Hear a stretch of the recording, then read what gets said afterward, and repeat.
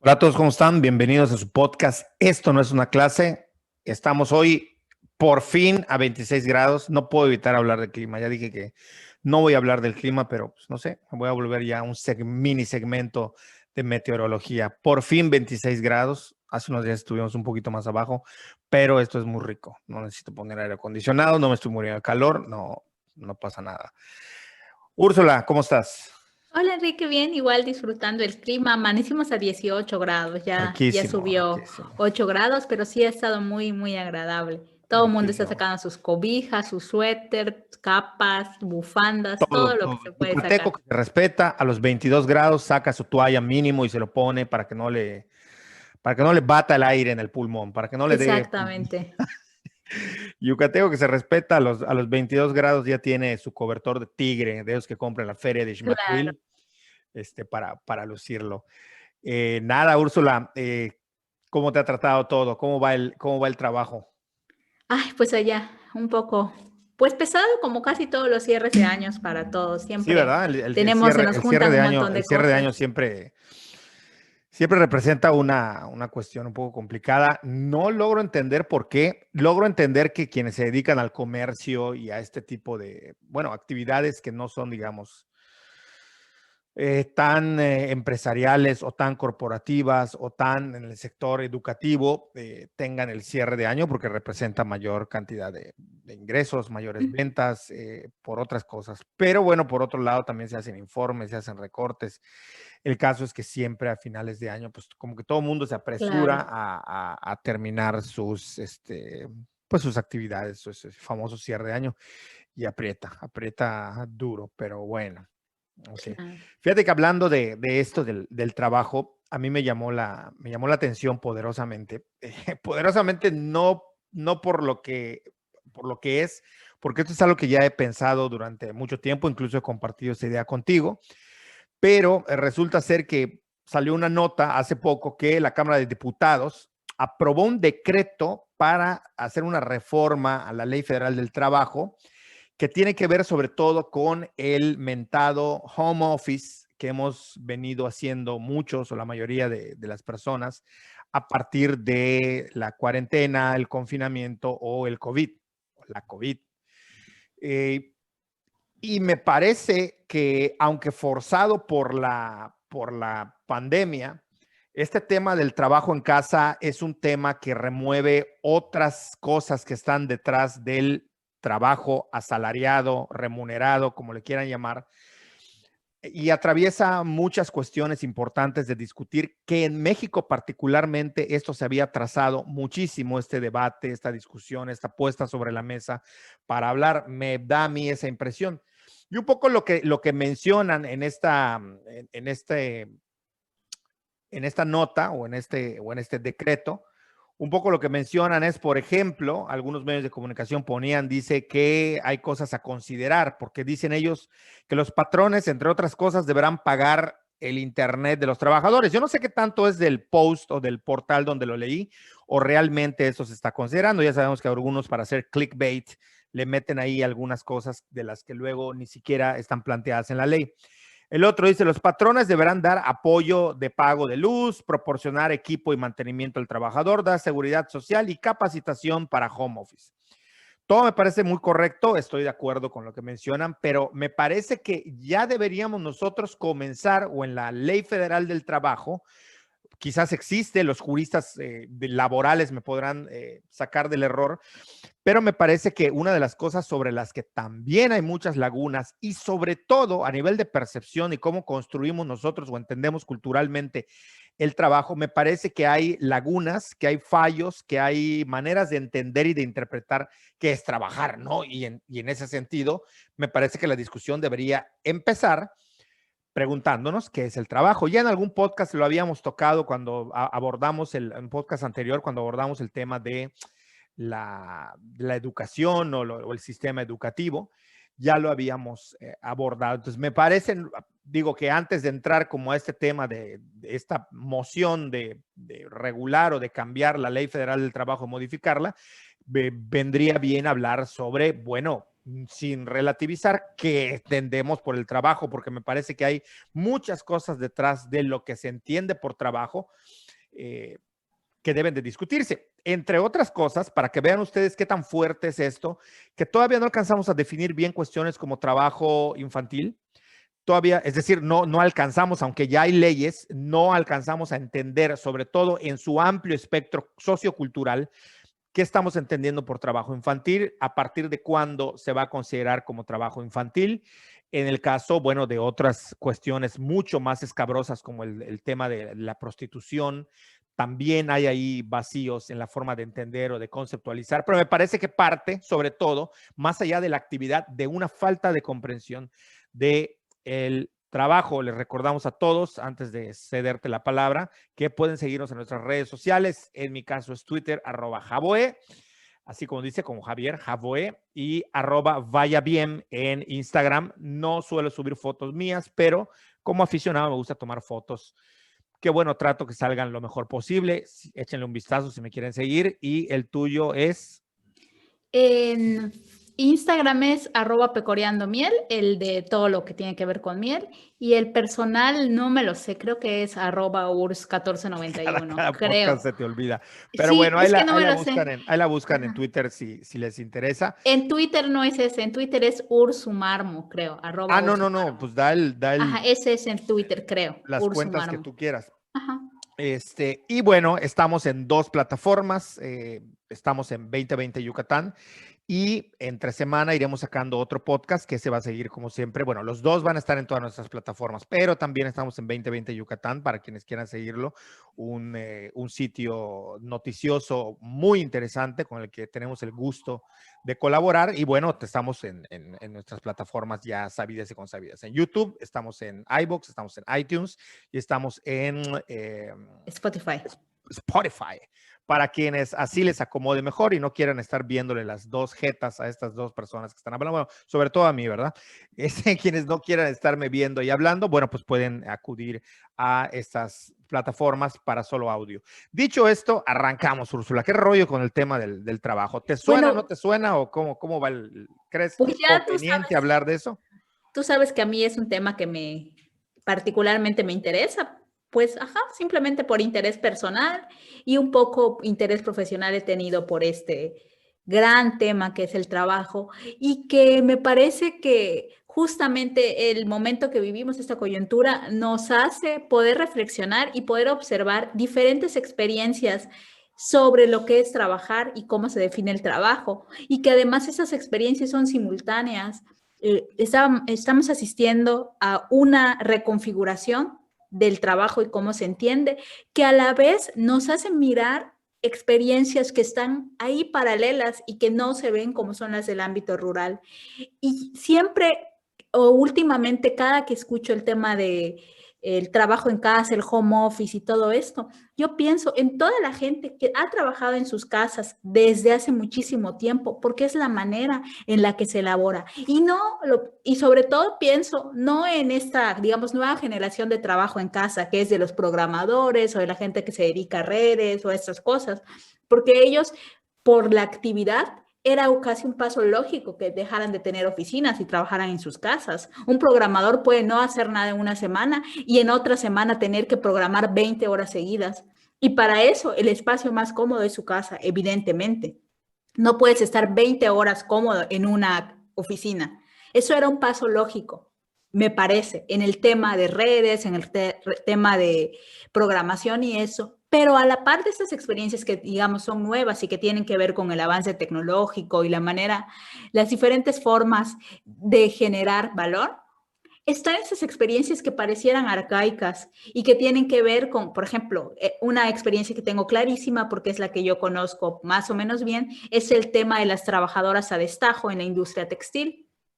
Porque el trabajo en casa ha existido desde que existe la industria textil y desde que, sobre todo en la península de Yucatán, hay digamos, un momento cumbre para la industria textil y es el tema de cuando las zonas arqueológicas se volvieron atractivos turísticos. Especialmente conozco cuando la experiencia de Uxmal, cuando Uxmal se vuelve un atractivo turístico y las mujeres de los alrededores comienzan a ver ese espacio como un espacio para poder vender los textiles que ellas producían. En ese momento empiezan a llegar mujeres a vender allí de Campeche, de la zona de los Chenes, porque es muy cerca. Al final, por ejemplo, Bolonchen de Rejón, que está en Jopelchen, Campeche, está muy cerca de Uxmal y además en algún punto de la historia reciente de estos dos estados, Bolonchen de Rejón pasó de ser de Campeche a Yucatán y luego de Yucatán a Campeche.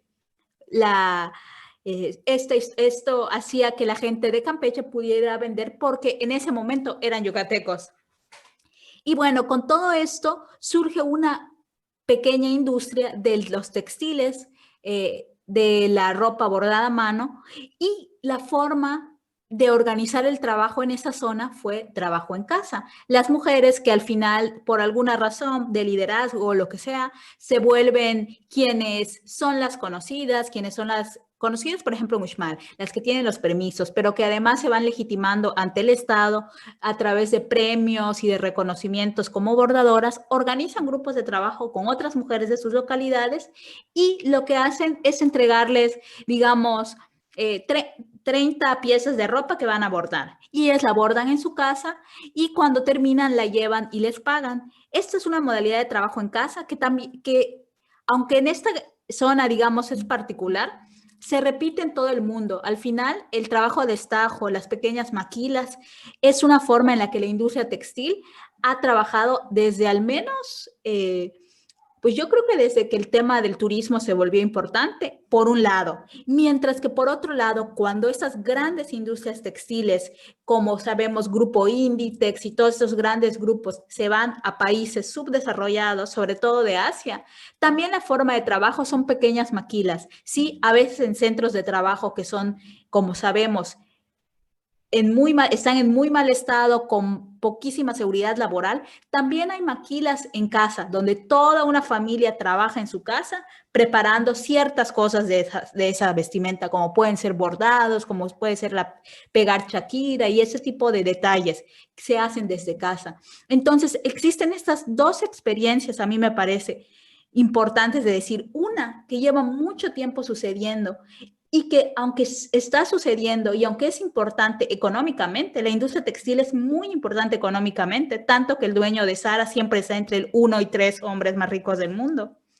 Y por otro lado está esta irrupción de nuevas modalidades de trabajo en casa, que por la cantidad, digamos, de gente que se está incorporando a estas maneras de trabajar y la importancia en la economía global está siendo visibilizada, mientras que la otra sigue como oculta. Y además, me parece que estas dos experiencias nos están haciendo o nos están mostrando las formas en las que se entiende el trabajo y también la jerarquía de los trabajos, porque no es lo mismo digamos, no es lo mismo en el sistema económico ser trabajadora a destajo de ropa típica, por decirle de alguna manera, a ser un trabajador de home office, de un mando medio, de un mando alto, de un directivo de alguna institución del tipo que sea, o por ejemplo, la gente que se dedica de nuevo a software, a programación y eso. Para nada están en la misma jerarquía y me parece que eso también tiene que ver con las maneras y las formas en las que se está entendiendo el trabajo. Y de nuevo, me parece que la Ley Federal del Trabajo se vuelve a olvidar, los legisladores y los juristas se olvidan de este lado. O sea, solamente se presta atención cuando el trabajo en casa cuando es por por esta importancia económica, mientras que el otro lado no se ve. O sea, es un tema que a mí me parece que sí ha permanecido como en lo oscurito, oculto y que a nadie le esté importando. Sobre el tema digamos, de las peticiones y de las cosas que están contempladas en la Ley Federal del Trabajo sobre home office, creo que hay muchísimo que discutir y que a mí me gustaría más bien que empecemos como a platicar sobre esto. Entonces, te cedo la palabra. No, me parece interesantísimo todo lo que estás comentando, que la gente vaya enterándose que el trabajo en casa no empieza con la pandemia, que el trabajo en casa no empieza con la digitalización de los últimos 20 años de la sociedad, que el trabajo en casa ya tiene mucho tiempo realizándose Pero yo insisto, o sea, a mí sí me gustaría hablar sobre si crees tú que el problema no radica en cómo se entiende cultural e ideológicamente el trabajo. Por O sea, supuesto. para empezar por eso, ¿qué es el trabajo? O sea, parece como un lugar muy común y que no necesita de debate. Pues ya vemos que sí necesita de debate porque, por ejemplo, hasta hace 5 años en este país, como en toda Latinoamérica seguramente, el trabajo de las empleadas domésticas o que limpian casas, no sé ya cuál es el término políticamente correcto, porque cada día sale uno nuevo, de qué manera se tiene que llamar eso, pero bueno, las personas que trabajan haciendo el aseo en las casas, resulta ser que no se consideraba trabajo porque no sé, hay una falsa idea de qué es el trabajo. Luego tenemos nosotros también, por ejemplo, a quienes nos dedicamos a cuestiones del trabajo así llamado intelectual, ya lo hablamos en otro podcast, por intelectual no nos estamos refiriendo de manera petulante a un trabajo mucho mejor, a veces no es tan bien pagado en relación al esfuerzo y a lo que se da, no en todos los casos, hay una diversidad de formas, pero el trabajo intelectual, ya dijimos, es cuando el trabajo produce o se produce a partir de la generación de ideas. De repente tú tienes a gente que se dedica a hacer trabajos físicos que te cuestiona, bueno, la misma familia no entiende y te dice, oye, ¿qué estás haciendo? Y estás con 3 libros, ¿no? Y tecleando sobre una computadora, estoy trabajando. No, eso no es trabajo, ¿a qué hora empiezas a qué hora empiezas a trabajar? Y no digamos con los nuevos empleos que están, o no empleos, los nuevos trabajos, que ese es otro tema, el ser empleado. Pero a lo que yo voy, el tema del trabajo, me parece que hay que discutirlo. En el sistema capitalista puro y duro, está clarísimo. Toda aquella actividad que tú hagas que pueda generar un costo, que pueda generar monetizarse, o que pueda ser monetizado, como se dice hoy en día, o que pueda generar un ingreso, sobre todo aplicado a la inversión del tiempo, es decir, si mi tiempo lo voy a dirigir a actividades que pueden generar ingresos, tengo que cobrar. Y entonces al cobrar se vuelve trabajo. Y al volverse trabajo se tiende a profesionalizar. Esto me quedó muy claro a mí con la sociedad en Estados Unidos. En Estados Unidos el tiempo es dinero. Y esto viene desde las explicaciones que nos ha dado Max Weber sobre el espíritu del capitalismo. Cómo la persona, al dar en un sistema, si nos queremos ver desde el punto de vista marxista, su fuerza de trabajo, la está vendiendo, la está comercializando. Eso hace que surjan ideas erróneas como, por ejemplo, que en una empresa o en un trabajo te digan, es que no te pones la camiseta. Es que aquí todos se meten a meter el hombro y tú no te pones a meter el hombro. Porque estas cosas no están reguladas. Yo iba a tomar, por ejemplo, asesorías con profesores de Estados Unidos, anglos, y ellos lo primero que hacían cuando yo me sentaba en sus oficinas era quitarse el reloj y ponerlo enfrente. Empieza a correr tu hora. No te van a dar un minuto más ni un minuto menos porque el tiempo es trabajo. No estoy diciendo que esto es una apología a la manera como en Estados Unidos se ve el trabajo, pero sí entender que el trabajo tal como lo vemos tenemos que decidirnos. O lo vamos a ver desde un punto de vista de un socialismo donde el trabajo prácticamente no se le va a vender a nadie más que al Estado, o simple y sencillamente entendamos que cualquier actividad que genere dinero va a ser considerada como algo remunerado y por lo tanto debe considerarse como un trabajo.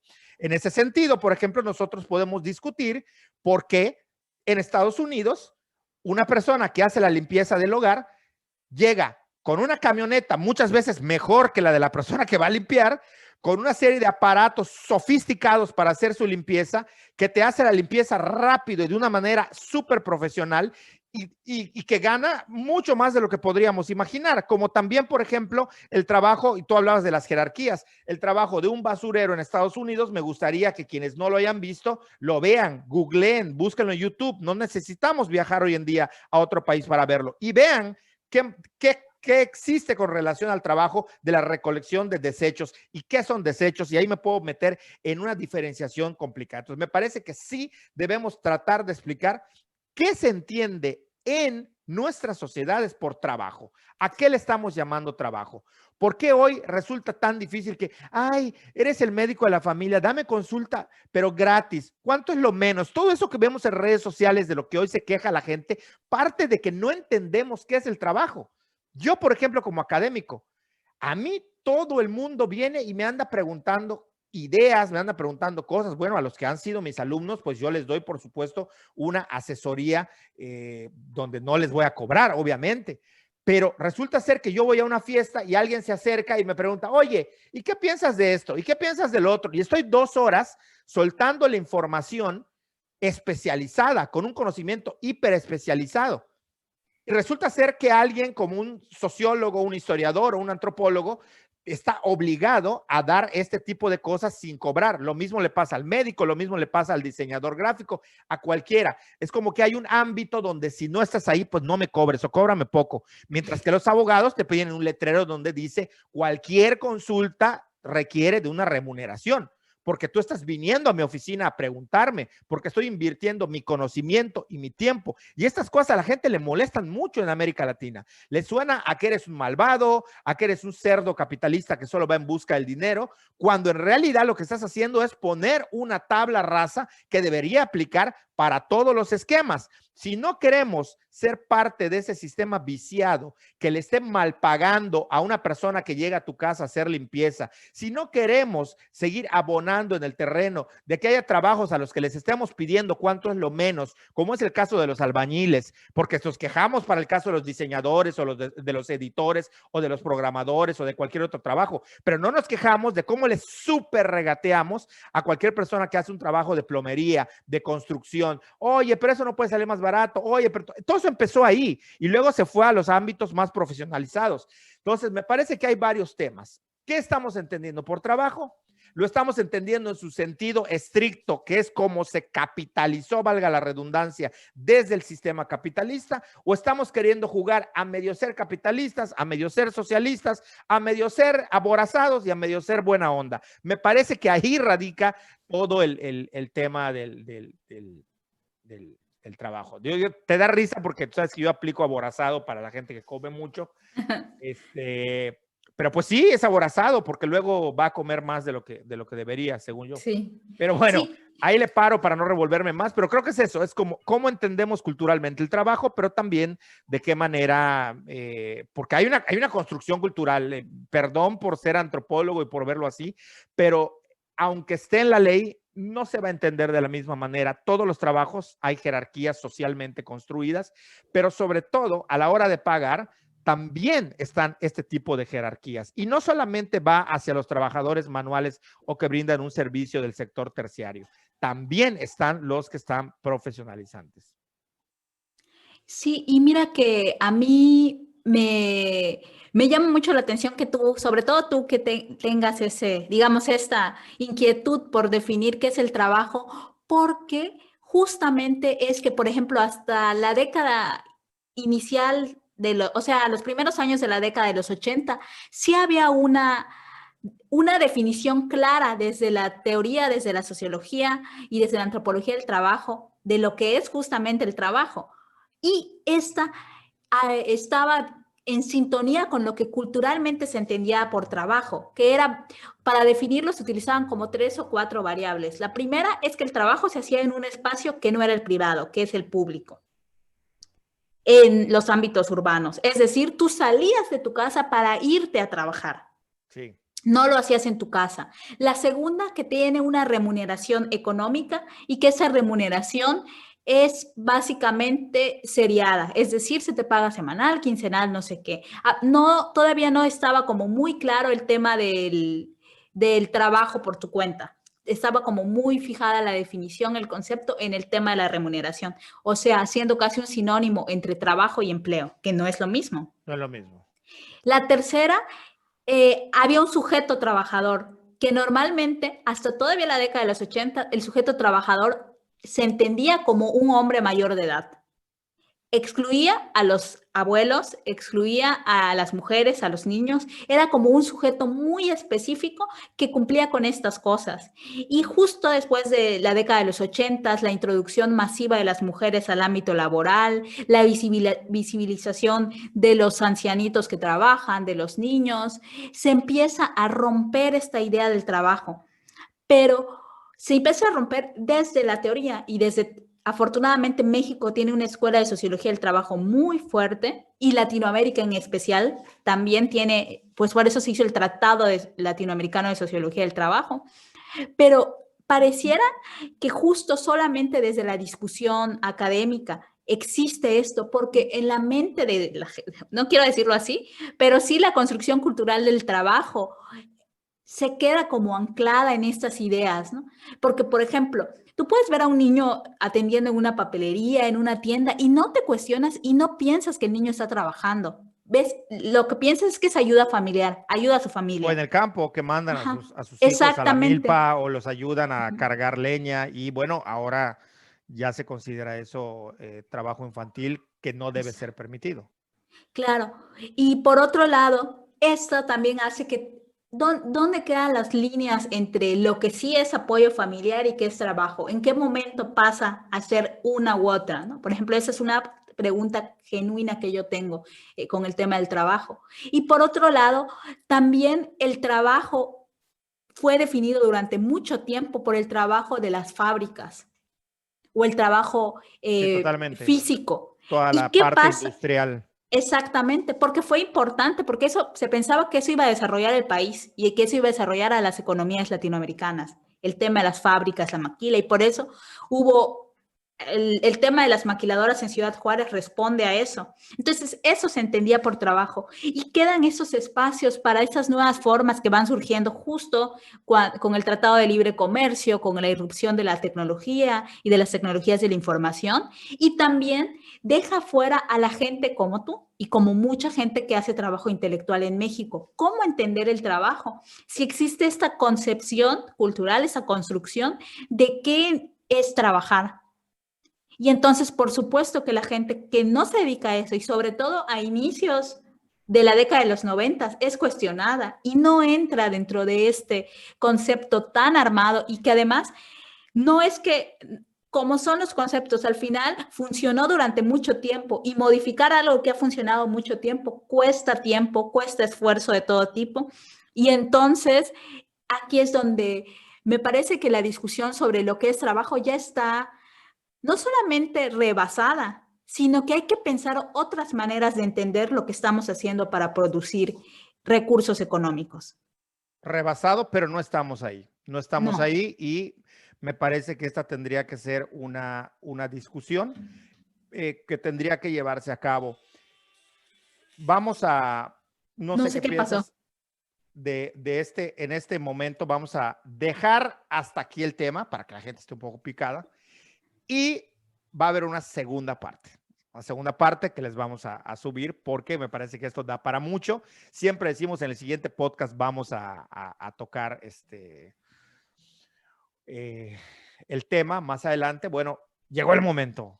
Sí, sí, está Seguiremos bien. abundando sobre esto en un siguiente episodio y pues me parece que es candente, que es importante cuestionar estas formas laborales y cuestionarlo también como ciudadanos, entender a qué nos estamos enfrentando. Por ejemplo, lo que tú decías, a mí mucha gente me dice en el ámbito académico, no, es que mi jefe, yo le digo, pero tu jefe es la universidad, porque como bien dice el dicho, patrón es el que paga. Y ese es Claro, otro término, entender a qué nos referimos como patrón, que me parece que es una figura que cada vez se está diluyendo más, claro. y entender también este tipo de trabajos bueno, que en el estilo más capitalista, como yo decía, nos guste o no estamos en ese sistema, pues simplemente quien no produce no gana y si no ganas, pues no estás en ese circuito y como el que hace algo, por pequeño que sea, como producir, en Estados Unidos difícilmente alguien por pariente muy querido tuyo que sea, te va a cuidar a tus hijos si no hay una remuneración económica, aunque sea simbólica. Así de Claro. sencillo.